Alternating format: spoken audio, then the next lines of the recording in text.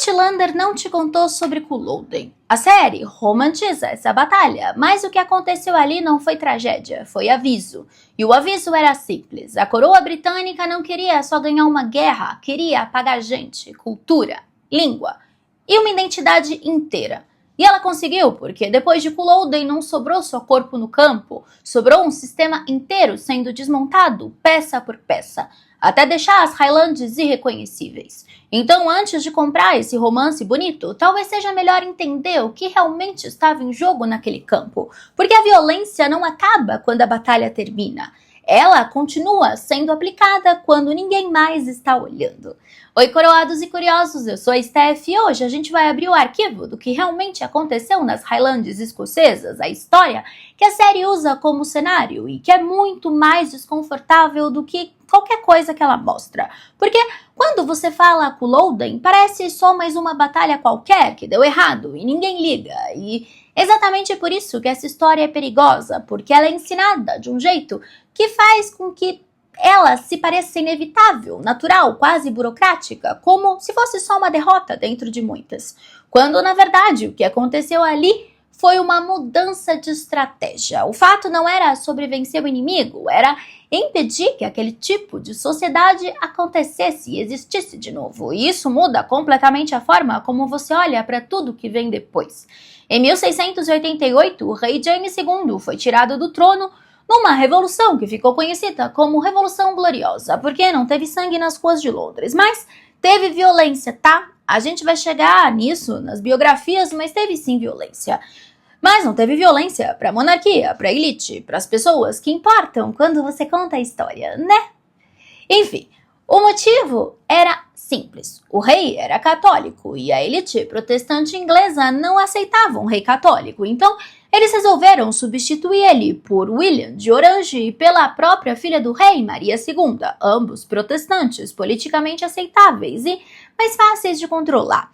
E aí, quando esse convite é feito a eles, tipo, traga seu exército, tire o papai James do trono, o rei foge para a França e os apoiadores dele passam a ser chamados de jacobitas, defendendo a linhagem Stuart, que ela era legítima e que aquilo tinha sido um golpe. Claro que isso intensifica quando a rainha Ana, que é filha do James II, também morre sem herdeiros vivos após 17 gravidezes, e eles simplesmente ignoram os demais Stuarts por serem católicos e chamam a família de Hanover, a alemã, protestante, que não entendia porra nenhuma, nem de inglês e nem de Inglaterra. Eu preciso fazer um vídeo sobre isso.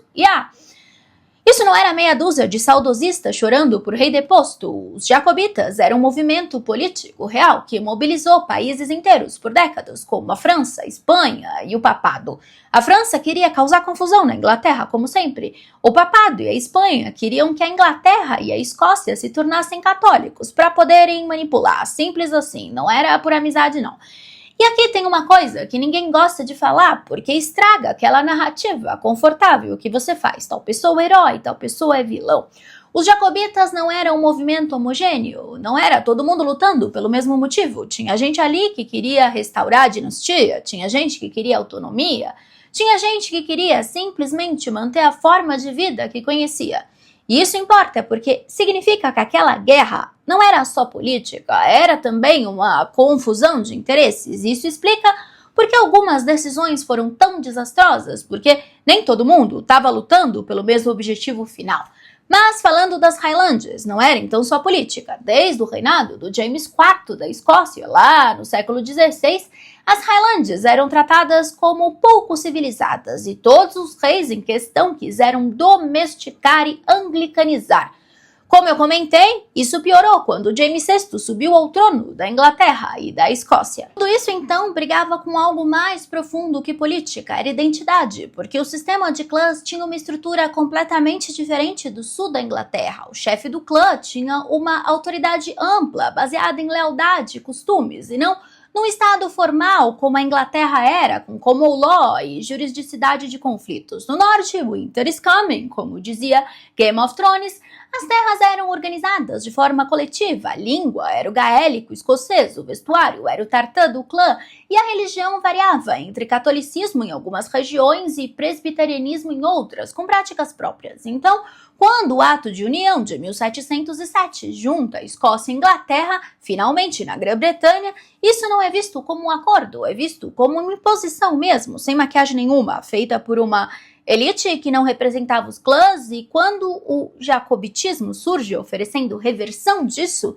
ele deixa de ser só política e vira questão de sobrevivência. O Carlos Eduardo Stuart, chamado de Bonnie Prince Charlie, neto do James II, nasce em 1720 nos Estados Papais, em Roma, sem nunca ter pisado na Escócia. Mas, diferente do pai, que simplesmente vivia na nostalgia de meu pai, o James, foi expulso, coitado dele, o Bonnie queria agir, mas não tinha experiência real de guerra. Mas tinha a confiança quase cega do direito ao trono. Ele virou figura romântica na cultura popular, o príncipe bonito, corajoso, injustiçado.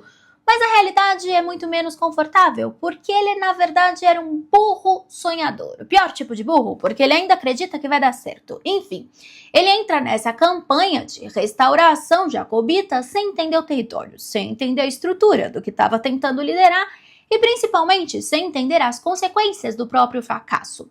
Aí, em 1745, ele resolve fazer o tipo de movimento que só parece genial quando dá certo. Desembarca com 7 homens, sem exército, sem garantia de apoio francês e sem nenhuma estrutura lá na Escócia. E começa a convocar os clãs. Ele encontra resistência inicial, eles avisam para ele que era suicídio, mas ele insiste. Aí, quando o clã Lotiel decide apoiar, não porque não sabia dos perigos, mas por aquela coisa da lealdade que você vê no seriado, sabe? As Highlands têm muito de cumprimento do certo, do combinado, babá. Aí os outros clãs seguem. Em poucos meses eles entram em Edimburgo, avançam pela Inglaterra e chegam até Derby, a pouco mais de 200 quilômetros de Londres. E esse é um dos momentos mais perigosos da história britânica, porque se eles tivessem avançado mais um pouco, Londres estava praticamente despercebida. E desprotegida. E até hoje isso é discutido como um dos grandes e si da história. Mas enfim, eles não avançam, porque entusiasmo não ganha guerra, logística ganha. O Bonnie queria botar fogo na bagaça, mas quando os generais olharam para a realidade, eles enxergaram o verdadeiro problema. A ajuda dos países estrangeiros nunca tinha chegado de fato, e aí eles obrigam um recuo. Mas o resto não é uma virada, é só queda acontecendo em câmera lenta. Detalhe, esse recuo não foi só voltar para casa, foi começar a perder de verdade, porque enquanto os jacobitas subiam de volta para a Escócia, tentando reorganizar o que ainda dava para salvar, o exército britânico vinha atrás, mais organizado, mais abastecido e principalmente com uma intenção muito clara de acabar com aquilo de uma vez. E é aqui que a cobra começa a fumar, porque quando eles finalmente chegam perto de Inverness, eles já estão cansados, mal alimentados, com a frota reduzida. E é aí que Culloden deixa de ser escolha e vira inevitável. Então, em abril de 1746, acontece Culloden, como eu inclusive falei em um vídeo específico, que eu vou deixar aqui para vocês verem no final, com toda a explicação e o sangue, suor e lágrimas que vocês gostam. De qualquer forma, o que os jacobitas enfrentam ali não foi só um exército melhor, era um estado moderno enfrentando uma estrutura que ainda operava na lógica quase medieval, né? Os Highlanders eles estavam contra tropas descansadas, melhores equipadas e com artilharia superior, e ainda os Highlanders estavam em um terreno completamente desfavorável, aberto e pantanoso, que destruía a única vantagem que eles tinham, que era ir para o corpo a corpo. E aí a artilharia começa, eles ficam expostos, e aí quando finalmente avançam já estão destruídos. A batalha dura menos de 1 hora e termina com cerca de 2.000 corpos no campo, e muitos dos que ainda respiravam foram executados ali mesmo, porque a ordem não era só vencer, era eliminar qualquer possibilidade de resistência, e foi isso que consolidou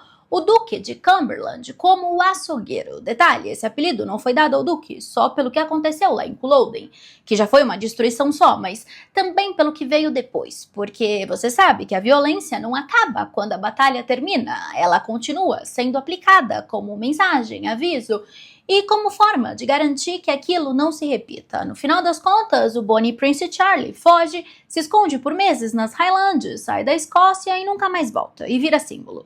Para ele, o jogo acabou, mas 6 semanas depois vem o ato de proscrição, proibindo vestuário, restringindo armas, reprimindo reuniões e tratando elementos culturais como ameaça. Para você ter ideia, a gaita de foles passa a ser tratada como um instrumento de guerra. Além disso, o sistema de clãs é desmontado legalmente, chefes perdem autoridade, a estrutura colapsa e o processo se aprofunda com as Highland Clearances, quando as terras passam a ser exploradas como negócio e populações inteiras são removidas, porque ovelhas geram mais lucro do que gente. E muitos desses despejos foram conduzidos pelos próprios chefes de clã, que tinham passado gerações sendo responsáveis por aquelas pessoas. Isso quebra completamente a ideia de lealdade que sustentava o sistema, porque mostra que quando a lógica muda, as alianças mudam junto, e nem sempre quem deveria proteger vai te proteger. E quando essas pessoas saem das Highlands, elas não levam só o corpo, levam língua, memória, costume, trauma. E é isso que permite que essa história continue existindo fora da Escócia. E aí, décadas depois, na Revolução Americana, esses descendentes enfrentaram um dilema impossível, já que muitos deles, os escoceses, tinham chegado às colônias americanas com promessa de terra, proteção e estabilidade em troca de lealdade ao rei. Tinham, então, jurado lealdade, tinham reconstruído a vida dentro desse acordo. E muito mais importante que isso, muitos ainda estavam vivos o suficiente para lembrar diretamente do que tinha acontecido em 1745 ou 1746, ou tinham crescido ouvindo relatos de pais e avós que viveram aquilo. Então, lutar contra a coroa significava repetir um risco que já tinha dado errado, mas apoiar a coroa significava ignorar tudo o que tinha acontecido. Isso levou a situações como Morris Creek, onde escoceses lutaram contra escoceses, com divisões dentro das próprias comunidades e das próprias famílias. Não era mais uma guerra nacional, era uma guerra dentro da própria memória. E isso é o que torna esse momento tão desconfortável, porque ele mostra que a consequência de um evento como Culloden não termina no campo de batalha. Ela continua moldando decisões décadas depois, em contextos completamente diferentes, e força pessoas a escolherem entre lealdade, sobrevivência e identidade, sem nenhuma opção sendo correta e realmente boa. E agora, com certeza, você vai assistir ou reassistir Outlander com tudo isso em mente, sabendo que você é uma das poucas pessoas que sabe a história real. Por isso, se inscreve no canal, continua com a gente e se torna membro, porque aqui todos os dias a gente abre arquivos desconfortáveis, não passamos pano pra ninguém e temos um encontro marcado às 8 horas da noite. Um beijo grande e até amanhã pro próximo Steffy Flix.